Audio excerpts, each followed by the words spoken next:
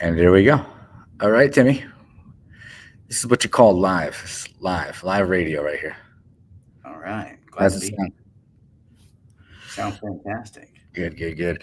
Um, so it looks like we both had the same situation. I'm at a client, and I ended up having to stop and sit in our conference room and get this thing off the ground. It looks like you might be at the Bed Bath and Beyond.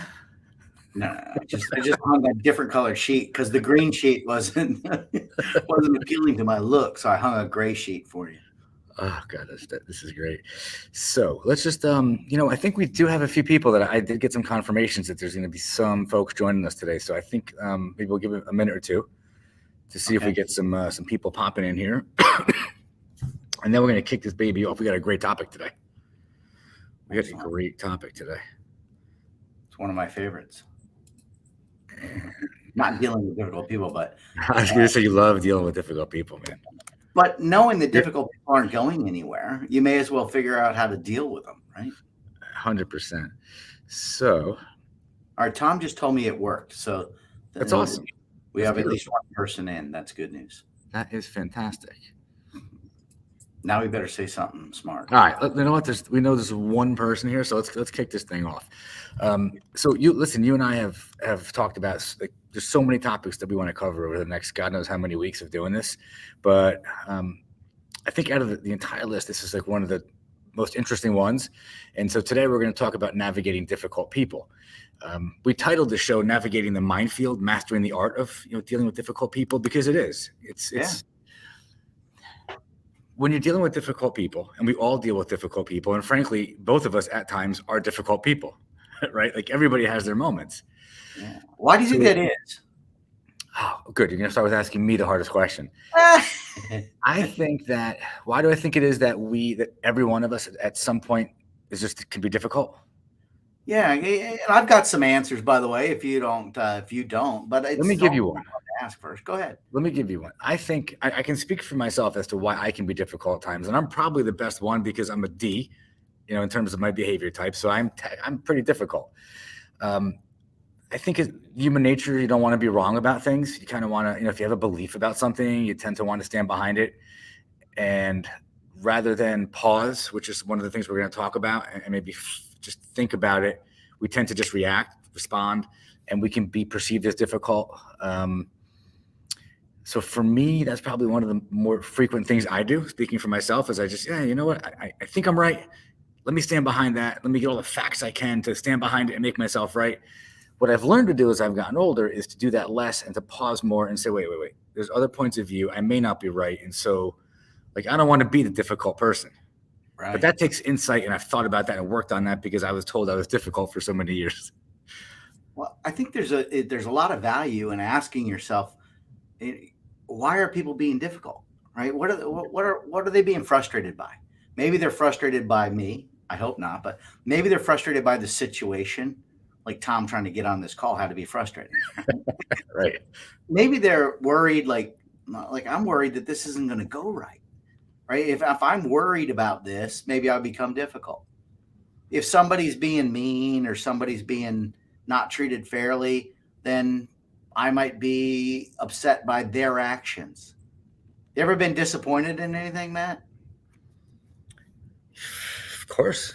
My parents raised me on that word, right? Like, we're not mad, Timmy. We're disappointed, right? That was the. Wait, is that your family's version of Jewish guilt? Because we had the Jewish guilt thing, which is it's the same thing. Disappointment to kind of okay, fine, you're right.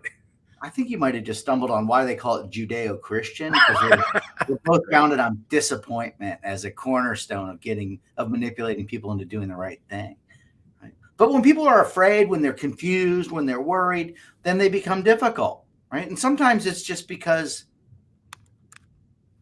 they're feeling helpless. Right. And so we need to ask ourselves, what's their intent?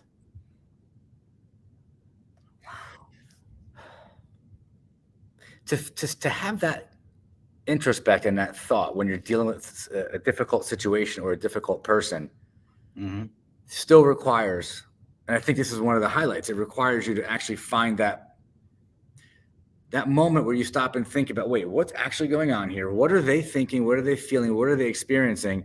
And it's funny because I'm reading a book right now called the Four Agreements, and one of the four agreements that's powerful is don't take things personal. So I think that at the root of a lot of this is people take things personally, but then when you really say, well, why is somebody taking something personally? It's never the person who's speaking to them. It's always yourself. Why am I taking this personally? Why do I think that person's difficult? Well, let me reflect on myself first. What's going on with me that I'm even perceiving the situation the way that I am? Yeah, that reminds me of this great quote. I don't know who Coach Bobby is, but I got this off the internet, so it must be real. Yeah. Your perception of me is a reflection of you, Right. and my reaction to you is an awareness of me. What? Wait. Slower.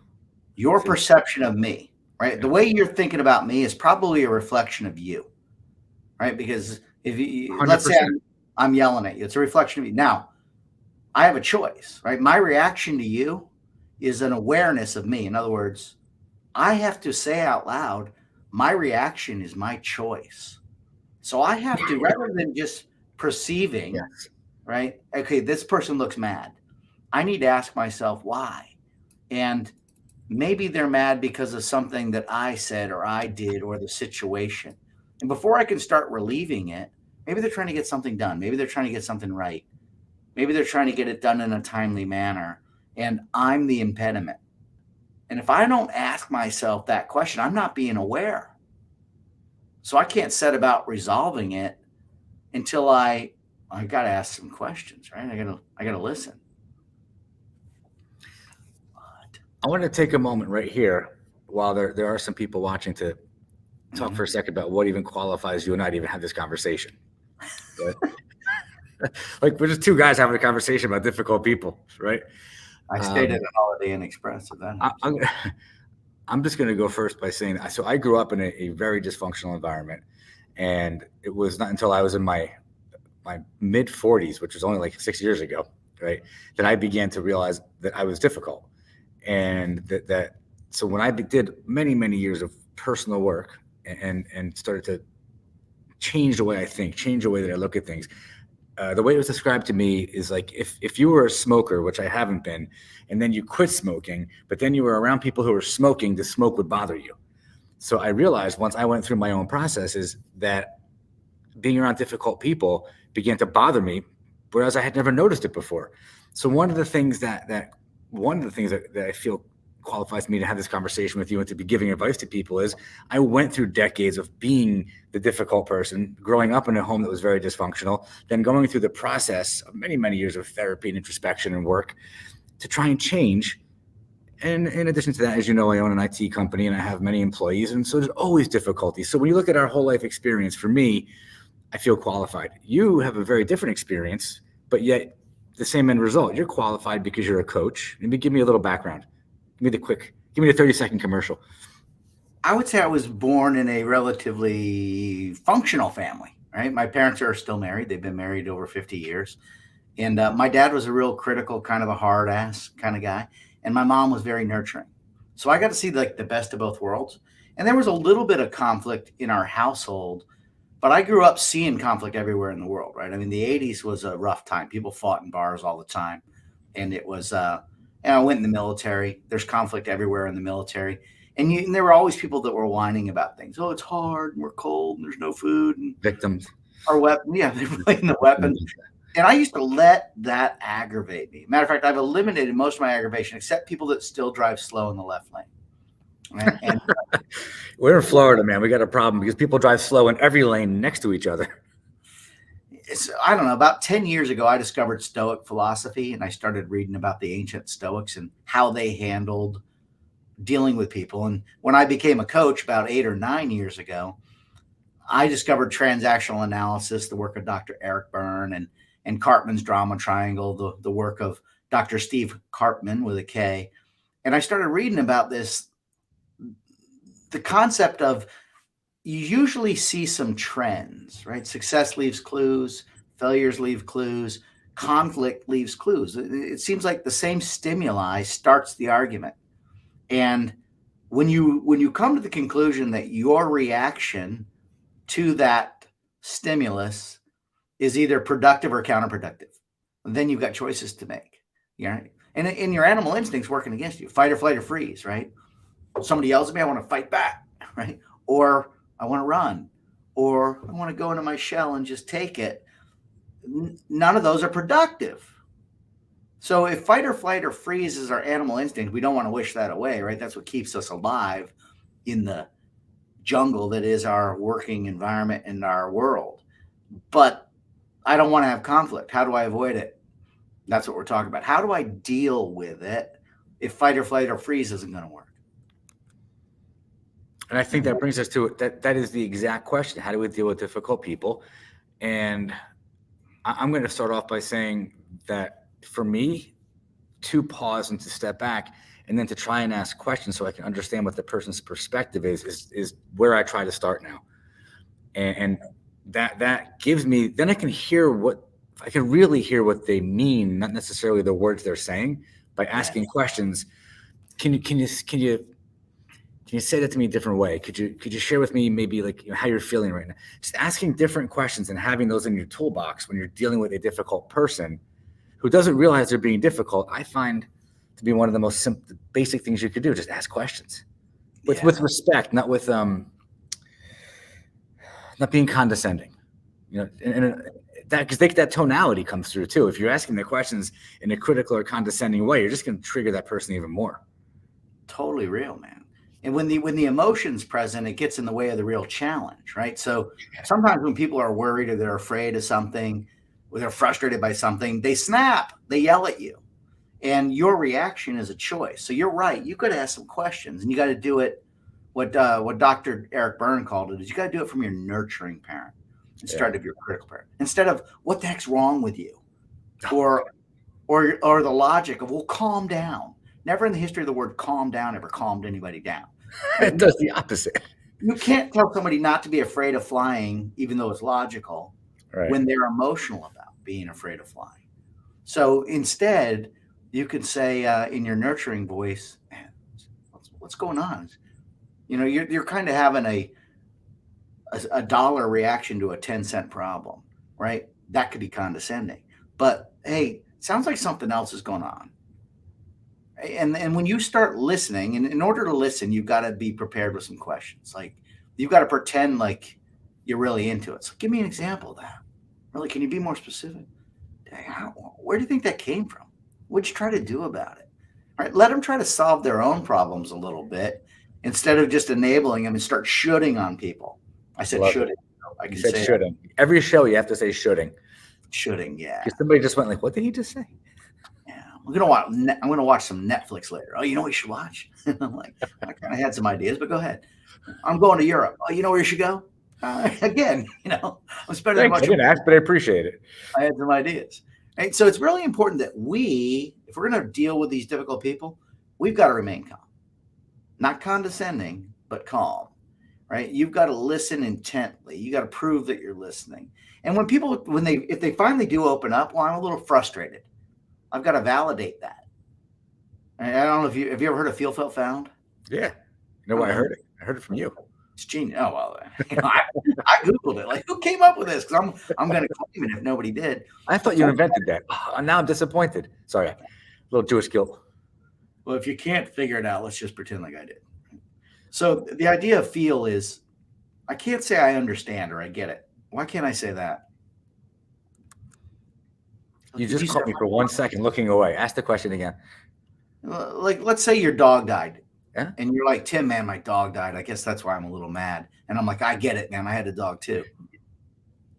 That's not what people want to hear. I get it, because it doesn't really mean you understand. No, it's more of an intellectual response, I think. It's a little absurd to even pretend like I understand, right? Because I don't know how close you are to your dog. Right. Your dog might have been, if you're a wounded vet coming back from the war and this is the dog that saved you from the landmine, like you've got a closer relationship with your dog than the poodle I used to walk, right? So maybe instead of I understand or I get it, I can't imagine what you're going through. That's empathy. That is the best one right there. I can't imagine what you're going through. That really does come across in a way where it's the perfect thing to say in almost any situation. Yeah. So instead of calm down, here's an alternative. Slow down. I'm trying to understand where you're coming from. It's really hard to be mad slowly. Try to be mad slowly. And what you're also touching on, by the way, is building rapport. I know that we talk about that a lot in sales, but building rapport and like finding that common ground, like it does give it shares that it shows that you have a genuine interest. Yeah. And by even saying what you just said, like, gee, I can't imagine how that feels. It is building rapport. It is going to calm somebody down, and it is certainly going to show them that you care, you know? And if somebody's being difficult, that does kind of stop them. It's like, oh, it just felt good. Yeah. Right. And when you say slow down a second, I really want to understand. Yeah. And you're ready with your questions, which is a sincere desire to understand the intent behind the anxiety that's making them difficult rather than combating the emotion. And then the felt part is consensus, right? Like, you're not alone, dude. A lot of people get frustrated by stuff. Once you realize you're not alone, it changes everything. That's not uncommon. I'd be worried too. And then you can tell them a story. That's what the found is. Hey, what I found is that, and you tell them a story about somebody else, not you, a third party story. Let's talk about how other people dealt with that. And then they get to opt in, or they get to say, well, that person was different. Well, cool. Let's talk about that.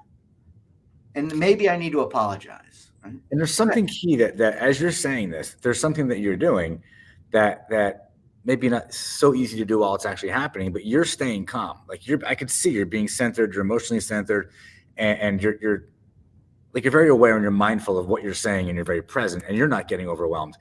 And I've had many conversations with you, and I can tell you that you do stay like that typically in situations. So if you're in a difficult situation, the way you're saying it to me right now, knowing you, is the way you probably would be saying it. But that says a lot too. Staying in that frame. Doesn't come easy, right? Knowing that your reaction is a choice is a burden, because then when you make the wrong choice, in other words, there are times when I still get upset and I become that difficult person. But when I debrief myself and I say, okay, was that reaction counterproductive or productive? And if it was counterproductive, then that's what I need to be thinking about is, could I have chosen differently? Because to recognize that I'm playing a role in the difficult situation is hard, but to not recognize it and get stuck in these difficult situations is hard. Choose your hard, right? And I don't want to choose the always repeating the same patterns hard. Right. Sometimes when we're dealing with difficult people, they're so triggered that they lose sight of the boundaries too. Even in a conversation, maybe you and I are close enough that I feel I can just say something to you that is just too far. It's just gone too far. And so that's a part of those difficult people that we're dealing with. And, when somebody doesn't recognize a boundary, I think at times you have to actually kind of step back and go back to that calm, pause, stay in your own frame. And while you're showing interest in what they're saying, you do have to kind of be clear and direct about what you need and what you want, because they're crossing a boundary and it's actually not right. So real. Yes. So having a response to that is important, but it goes back to your response. It's a different experience with that difficult person, but your feel, felt, found is still the same, same model or approach that you could use to kind of reaffirm those boundaries. Like, hey, I hear you, I understand what you're saying, but I think you might have went a little too far there. Yeah, absolutely. But if I don't empathize and I don't validate them, then I have not earned the right to listen. And everybody does premature solving, right? And you can't do that. You've got to earn the right to solve their problem. So here's a question that's an easy one to ask. Would you be open-minded to another approach on that? Can you imagine saying no to, are you open-minded? That's it. Wow, that's interesting. Yeah. It's interesting because oftentimes you and I talk about the way to frame things, not even as a question, but as a statement that sounds like a question. Like, I just like that. Yeah. And so even that doesn't trigger somebody to have to say yes or no. It just kind of causes them to revisit what they just thought. It's a trick question. It's just like, do these pants make my butt look fat? Right? It's a trick question. You're not supposed to say yes, that makes your butt look fat. Would you be open-minded to it? Right? Would it be okay if I offer a contrary position on that?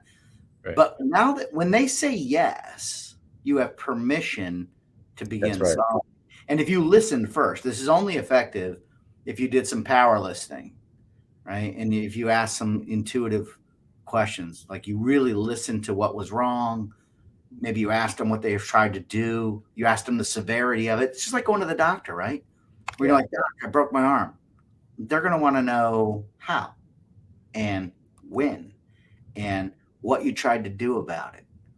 And on a scale of 1 to 10, how bad does it hurt? And all of that matters before they can start solving. If you broke it a month ago, they're going to have to re-break it. If you broke it yesterday, we might still have a chance. If you fell out of a tree, there might be some other trauma involved. The arm is where you're feeling the pain, but you might have a concussion too. You might not even be thinking clearly. It would be malpractice to start solving before you listened in the medical practice, but in regular world, you can do whatever you want. We're not helping. You know Brene Brown? I think I have her name right. It's yeah, speaker. She did TEDx. So our family was we went 2 years ago when you would sort of towards the end of COVID, we took a long drive and I was just listening to Brene Brown and she talked about something that was so interesting, which I think might be appropriate here. So when little boys are socialized and taught to fix things from the time we're little, we were given tools, tool belts, things to build, and it's drilled into us that we are just supposed to solve problems and fix things. And then we grow up and you're in a relationship and then somebody's venting to you, like your spouse or significant other's venting to you, and immediately you wanted to solve the problem. Well, why don't you just do this? Or why don't you go there? Oh, why don't you just do that? And that's always a problem because they don't want you to solve the problem. They just want to just vent. And so what she said was so interesting. First of all, most people don't realize that little boys are brought up that way. We don't think about that when we're adults and the man is solving the problem for a woman. And the man doesn't even think about it, which is like, well, don't you want the problem solved? So her point of view was listen and then simply say, it sounds like this is difficult and I'm here for you. If you need anything, I'm sure you'll let me know. And I'm like, wow, that's powerful. Here's a good quote for you. Expectations are premeditated resentments. So if your expectation is you're going to solve, right, and their expectation is different, you've already got a problem. So I can just check in. Like you could ask, taking what you just said about Brene Brown, right? Yeah. Hey, sometimes people just want to vent and sometimes they want me to solve. Which would you prefer? Now I'm checking in. Do you want me to just listen or do you want me to try to fix it? And then it's multiple choice, which is a lot easier. I love the multiple choice test instead of the essay, right? Well, what do you want me to do here? Well, it puts you in a bad situation, but hey, I'm happy to go either way. Would you prefer I listen or I offer some solutions? Let's listen first. And then I have to really be in the moment when I'm listening. No judging, no making faces, no discrediting, no sarcasm, no smirking. Everything I learned as a kid is being used against me now. So sometimes now I'll listen. My wife is talking. I'll listen. I won't say a word. And I'm just listening. And then she's done. And it's just, were you listening to me? I'm like, I heard the whole thing. I just didn't would you like my opinion? So I'm like, sometimes I go too far. I don't even say anything. Yeah, try some active listening. So active listening is just I'll take a word that you said and I can mirror match with your words. I think you said Brene Brown and then I said Brene Brown. Yeah. Right? That proves I was listening to what you said. Right. You got to prove you were listening. You can't just say it. And by the way, you have to also be open-minded. Yeah. Like imagine I have a letter or the number 6 in my palm of my hand. So 6 is drawn in the palm of my hand. Now I'm looking at it. It's clearly a 6. But if you're sitting across from me, what number do you think it is? A 9. A 9. And you're right. And I'm right. You can't ask me math questions without preparing me. We both have a different perspective, is my point. I told you my joke about math. 9. I learned this at the Naval Academy. I'm really fast with math. It's a gift. I'll give you an example. Like, give me the square root of anything. Any big number, I'll give you the square root right away. Watch this. But wouldn't I need to know that it actually has a square root? To ask you the question? I don't know. You can use a calculator. 144. 5. I'm just fast. I'm just fast. I'm not accurate. I'm not good. I'm just fast. That's me thinking I'm funny. That's funny. Listen, I want to talk about just something I don't want to skip over, and I know time's going to run out eventually, but difficult people, there's a calibration. Some people are difficult, and the things you and I are talking about, if we bring those actively and like intentionally to a conversation, it's helpful. But sometimes people are just toxic, right? And that's like a very difficult thing to deal with. And those are very difficult people because they are just beyond some of the things we're talking about, just won't make a difference. So I have found that in my own life, that there are people that are just so toxic that for me, it's just like, you know what?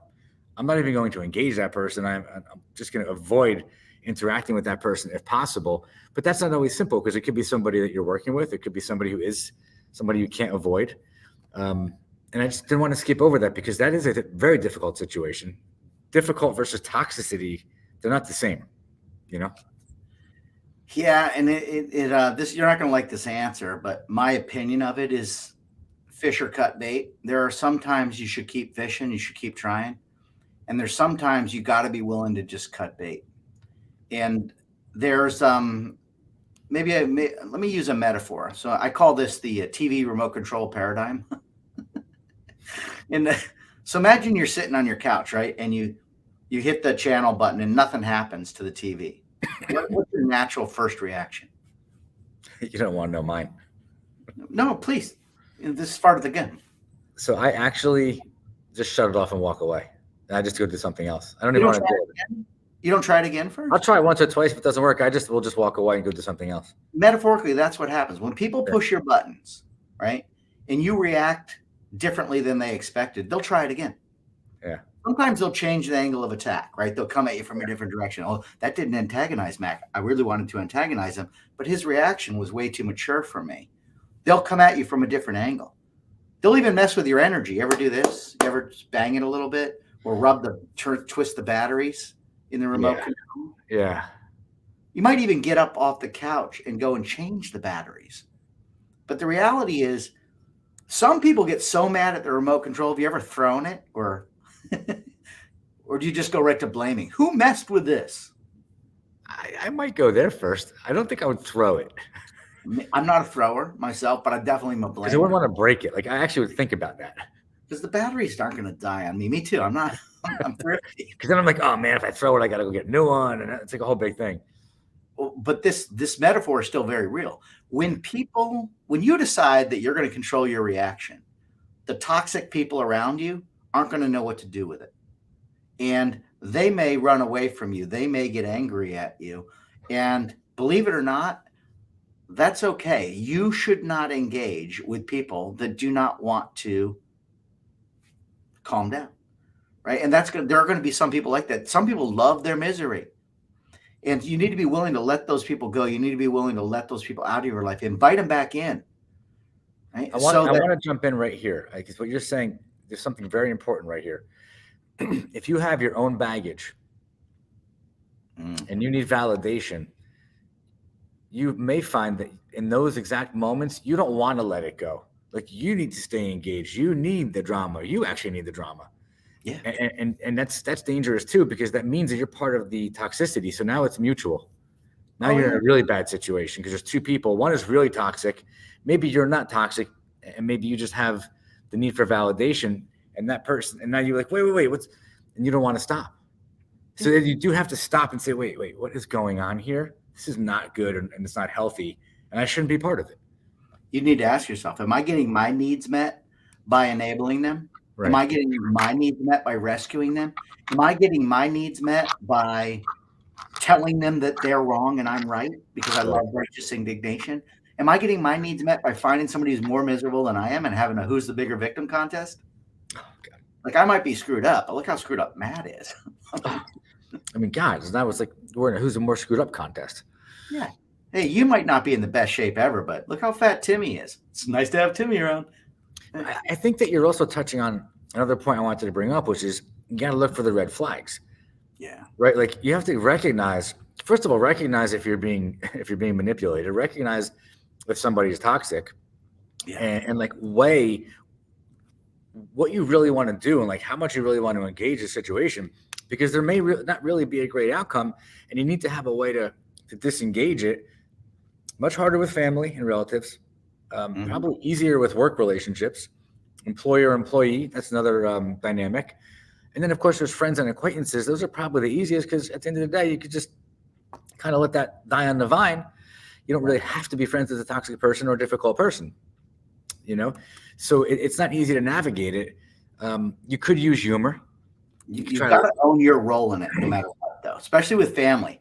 If you're going to repair 56 years of bad habits with family members, you might have to start with an apology. You might have to start with owning that your reaction wasn't appropriate, or that maybe you were solving too much. There's so much of it. Maybe you weren't a good listener. You weren't actively listening. You were passively listening, and they took it wrong. Their perception of you, right, is a reflection of you. Whatever it is, I can't remember what the quote was, but that's the reality. You've got to own it a little bit if you're going to start over.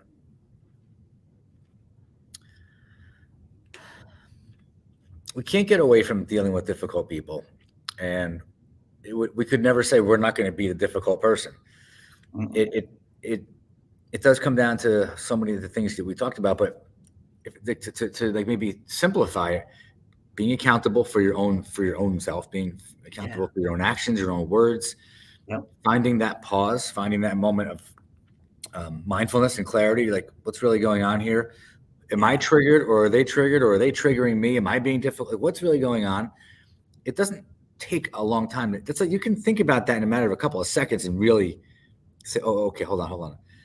I'm really just being triggered because they said something to me that makes me uncomfortable. They're not even really being difficult. No. They just made me uncomfortable, and I think they're being difficult. Like, that's another possibility. Yeah. But it all comes down to you in that moment, deciding how you're going to be present and how you're going to handle that moment, that situation, and your reaction. How are you going to handle your reaction?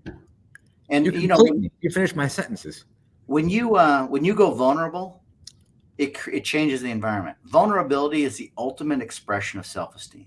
Like, hey, maybe I'm wrong. Maybe I'm That's missing. hard to do. Help me understand. Maybe I'm missing something. When you say it like that, when you go vulnerable, they won't be able to help but to dig in and tell you how messed up you are. And then you can listen. It's crazy. The vulnerability. Wow. That goes back to Brene Brown too. It's all about vulnerability. And it is so difficult. That's a different show. But to be vulnerable is very difficult for all of us at different levels, right? It depends on who it is you're talking to. And if you're comfortable putting your guard down to such a degree that you're leaving yourself open to possibly a lot of discomfort. Ooh. Right? That's what vulnerability is. So that takes confidence, and then you being vulnerable and not taking things personally. It goes back to that. Yes. If somebody's reaction to your vulnerability isn't what you want, that is actually their problem. Their reaction now is their problem. Right. And you have a choice.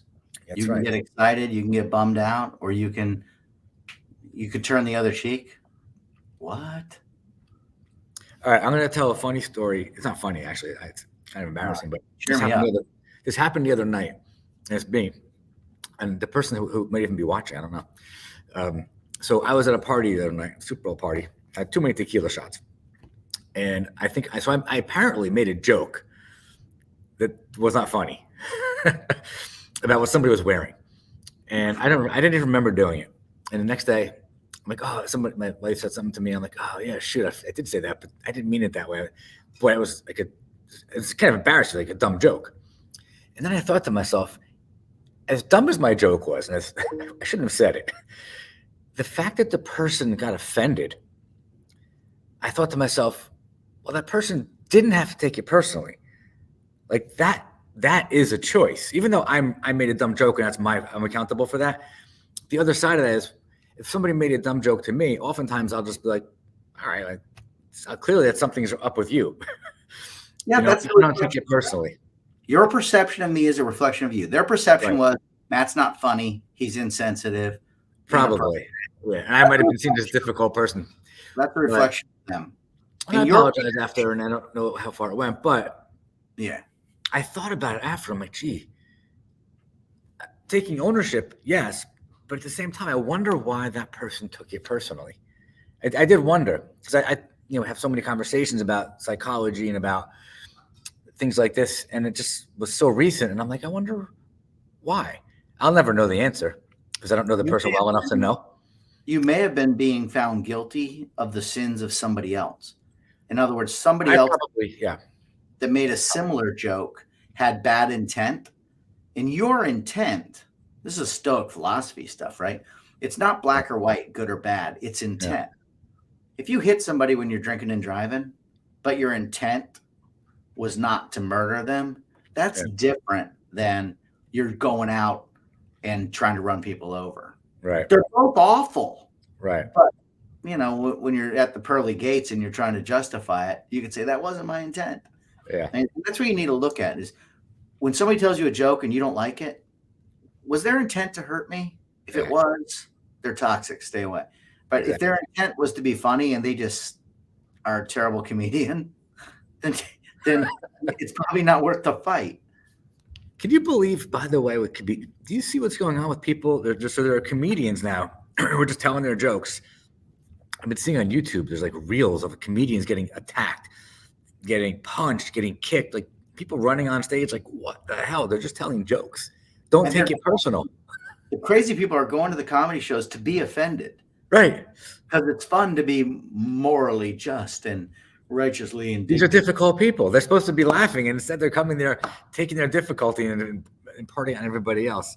Yeah. Timmy, we went a little longer than we normally do. Yeah. And we packed a lot in here, but again, there was something for everybody. And maybe you and I aren't right about everything we said. Maybe these are just our opinions, but I think that a lot of it made sense, and I hope that maybe somebody heard something that could be helpful. That's all we can hope for, right? All we can hope for. And if you're smarter, then send us an email and tell us what we should have said. I think we'll go in the chat. Yeah, come on. I'm watching the chat. A few people made some comments, but go in the chat and say, hey, you guys are crazy. You don't even know what you're talking about. There's no such thing as difficult people. Say something. Yeah. Come back next week and criticize us. Come back next week. The more, the better. Give us something hold us accountable. So, Timmy, we're going to do this again next week. And excuse me. We are going to have another awesome topic. We haven't decided what it's going to be yet, but I think these are fun topics. They're fun topics. Keep them coming, man. I'm having fun. Enjoy talking about them. If nothing else, you and I have a good time. We're entertaining each other. All right, my friend. I will talk to you later. I had a good time. Thanks for joining. Make it a great week. Stay out of trouble. And I will talk to you soon. I look forward to it. All right. Bye-bye. Good day. See you, everybody.